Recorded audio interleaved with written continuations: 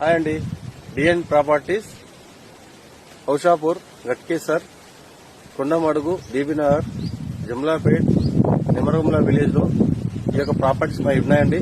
మీకు ఎవరికన్నా కావాలంటే నాకు కాంటాక్ట్ చేయండి. కింద నా ఫోన్ నెంబర్ ఇస్తానండి. ఈ ఏరియాలో చాలా డెవలప్మెంట్ అవుతుందండి. మనకు గట్కేసర్ ఓఆర్ వచ్చేసి మనకు 7 కిలోమీటర్స్.